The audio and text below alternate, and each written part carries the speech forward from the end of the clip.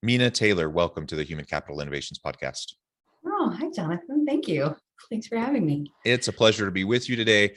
And this has been a long time coming. We've had to reschedule a couple of times due to various scheduling conflicts. And even this morning, we were having some technical difficulties. So it's been an adventure, to say the least, to get things rolling. But it's a pleasure to be with you. I'm super excited to have this conversation. Today, we're going to be talking about the role that confidence plays in performance and really what we can do to bolster confidence and sustain it in a healthy way. As we get started, I wanted to share Minna's bio with everybody. Minna Taylor is the founder of Energize Your Voice, a New York City-based communication coaching and training firm. With an experiential approach rooted in the principles of play and performance, she and her team support organizations, individuals, and entrepreneurs to explore their full potential in public speaking, storytelling, and leadership communication. They have many notable clients, and they have a concentration in speech and vocal production. She has an MFA in performance with a concentration in speech and vocal production. Beginning her career as an accent reduction specialist, Minna went on to transfer her theater training to develop an innovative approach for professional development. Again, it's a pleasure to have you, Minna. Anything else you would like to share with listeners by way of your background or personal context before we dive on into the conversation? I think the important thing to note, and please excuse the siren, I'm in Brooklyn. The important thing to note, I think, with all this context is that I trained as an actress. I have my master's degree in acting.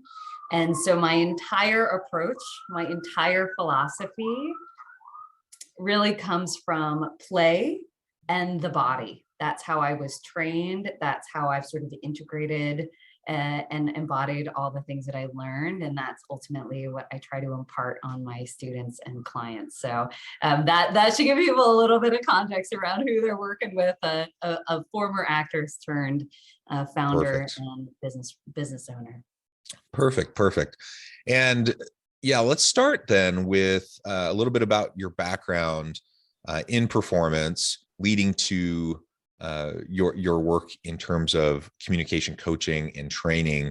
Tell us maybe a little bit about that connection and how you made that transition, and then we can get into more specifics about the role of confidence and how that leads to better sustainable employee performance.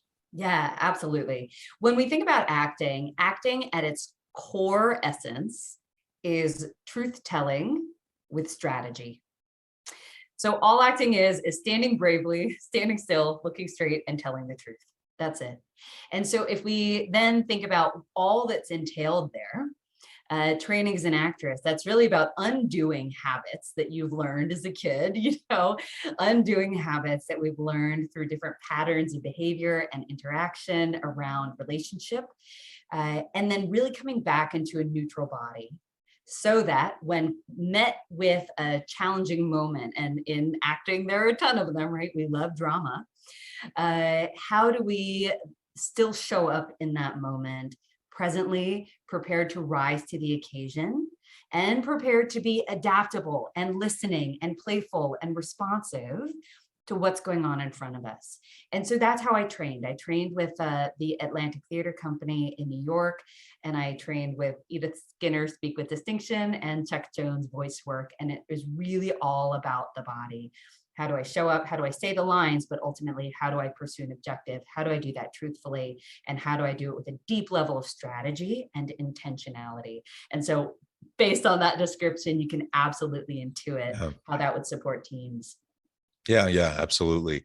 And being an effective communicator is such an important piece of leadership. It's such an important piece of successful team development and growth. And ultimately, leadership and team building is all about mutual accountability and trust. And so you have to be able to come and be with someone and be there presently, be attuned. You have to commit to the relationships you're in, and you have to learn to develop that trust with each other through, like you were saying, truth telling, just being authentic, right? And ultimately, that's so key. Well, that's wonderful. Well, what I love about it, Jonathan, the way that I try to explain it to people is, in acting, we work on plays. We learn to play. That is literally what we're doing. And so what we also do, not only do we learn how to play fully, we learn how to play well with others. right? So that's exactly what you're talking about. We learn how to play well with others. That is what I'm trained in, and that is what I teach. Yeah, that's wonderful. So let's talk a little bit now about confidence. Now, clearly in performance, you need to have confidence. You're up on stage, you're up, in front of people, and public speaking is one of those things that consistently comes up in the list, the people's top fears.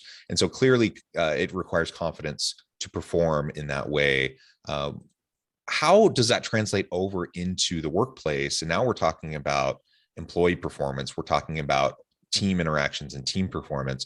What role does confidence play in that kind of a setting? It's interesting. Even in that question, I am going to pose a redefinition. And so when you're saying, how do you feel confident when you're confident on stage? And so here's the entire premise of my work. And this is what I'm writing about in my book.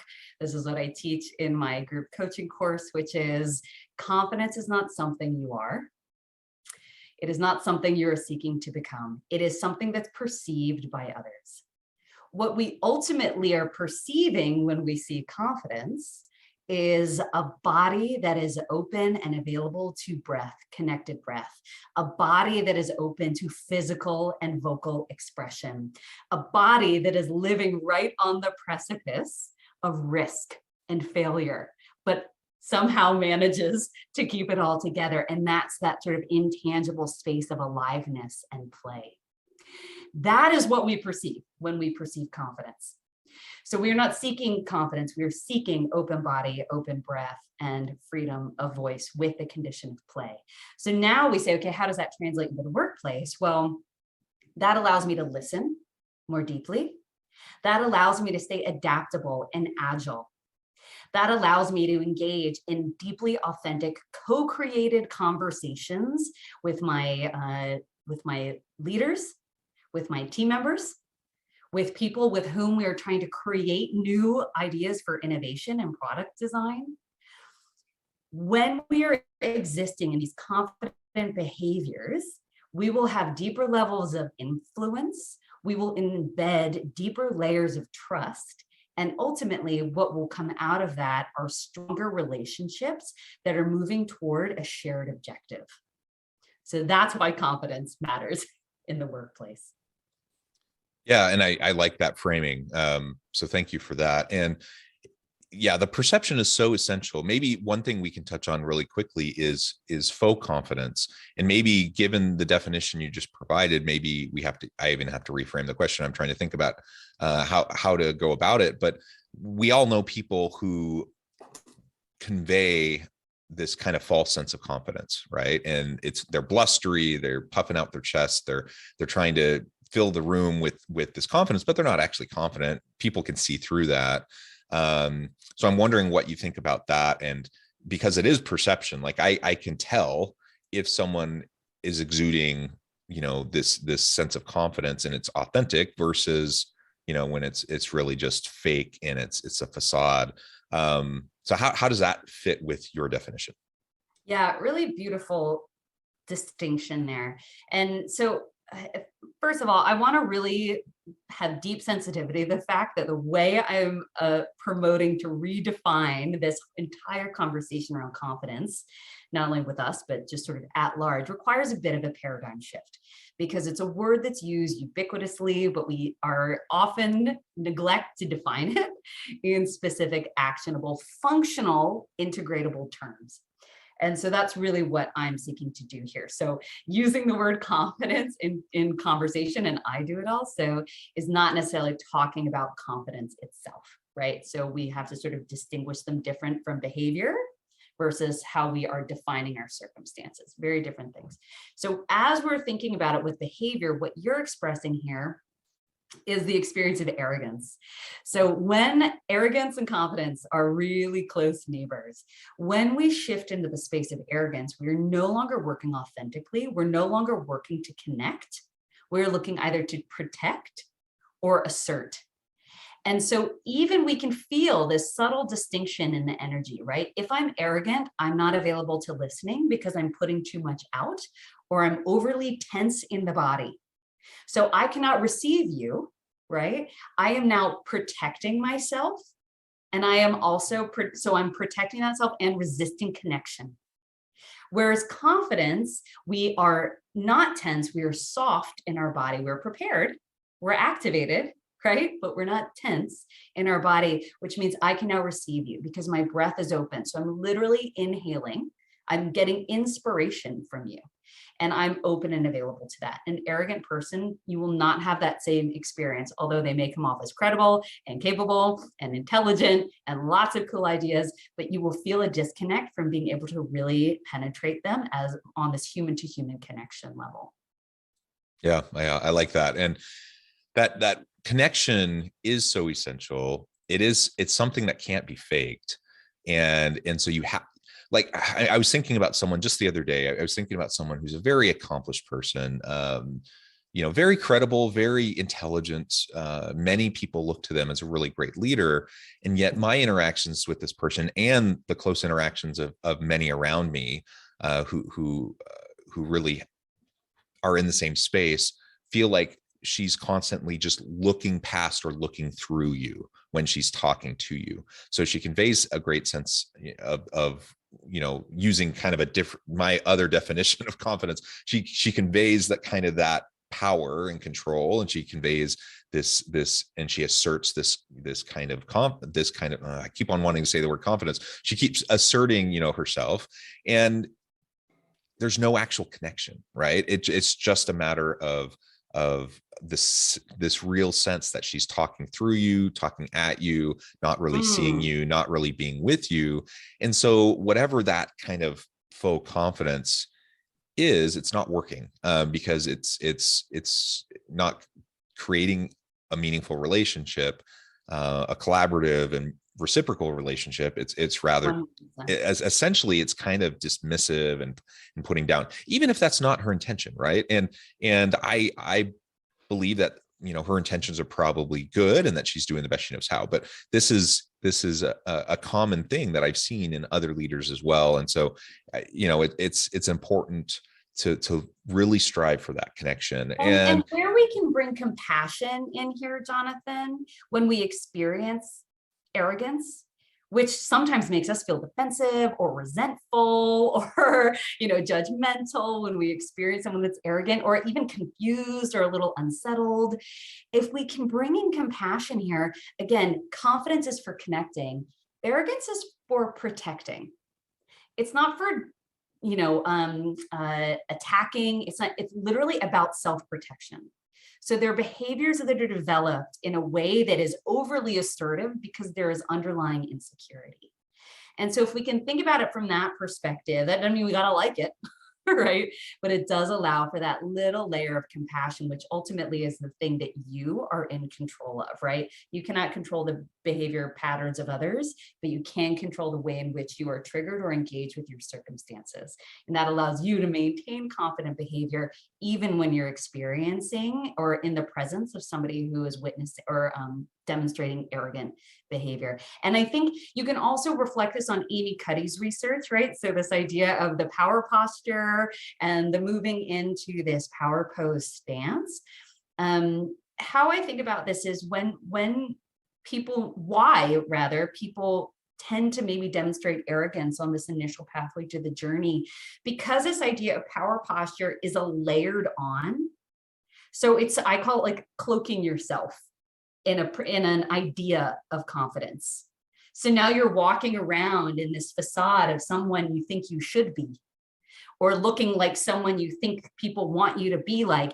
Hey, I'm a woman, I'm in a leadership position. That means I have to be strong. I have to assert my voice. I have to interject. So think about the behaviors that are now developed as a result of that, as opposed to, right? So as opposed to going into this power posture, big, bold, potentially tense, overly exerted, we're doing too much. I say do less to allow for more. So when we're thinking about this notion of confidence, it can be simple, it can be still, and it can be silent. I love that. I love it. That's a really great way to interpret those interactions. And I like trying to have a compassionate approach to these interactions, because we're all just fumbling around in this world trying to do I the best we know know. how, and we all mess up all the time and put our foot in our mouth or do things that are less productive. We are inherently fallible. There's no way Yes, around it. yes. Well, so maybe in the last few minutes we have together today, we can talk a little bit more about what leaders can do to inspire confidence in their teams and themselves.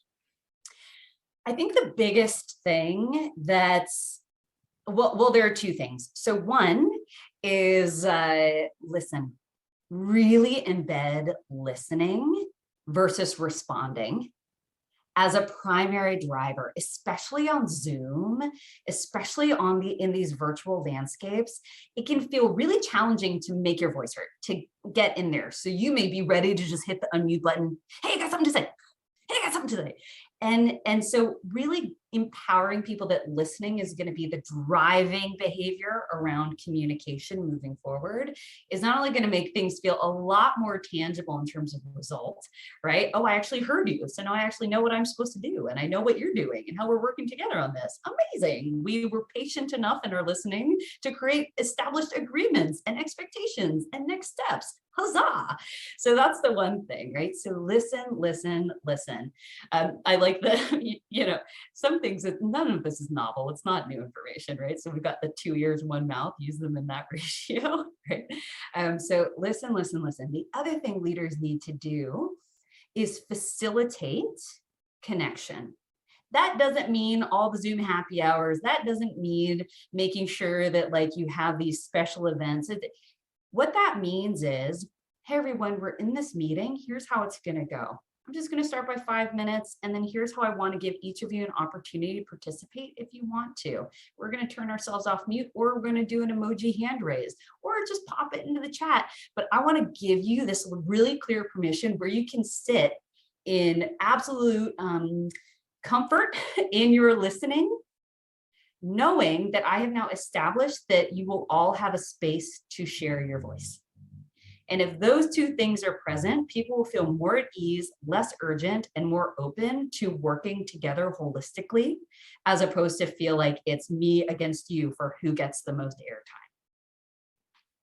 Yeah, I like that. Minna, it has been a pleasure. I note the time. I'm going to have to let you go here in just a minute. We could go on and on and on, because we've really just scratched the surface, and there's so many great things to unpack here. But for today, we're going to have to finish the conversation. Before we close, I wanted to give you a chance to share with listeners how they can get connected with you, find out more about your work, and then give us a final word on the topic for today. Yeah, I follow me on Instagram. That's the best point of contact. It's at MinnaTaylor_EYV. And then you can also go to my website, which is just minnataylor.com. And why I'm directing you there as opposed to Energize Your Voice is because we are launching our Confident Body course, which is our group coaching course around the book, the Confident Body book, which will be released in May. So if you go to minnataylor.com, you can get all the information in terms of when that book will be released in both soft cover and ebook, and when the registration for that course is complete. So you'll get notifications around all of that stuff. Final word on confidence is speaking should be as easy as breathing. So make sure that your body is open to breath. I love it. Thank you, Minna. It's been a real pleasure talking with you today. I encourage listeners to reach out, get connected, find out more about what Minna can do for you. And as always, I hope everyone can stay healthy and safe, that you can find meaning and purpose at work each and every day. And I hope you all have a great week.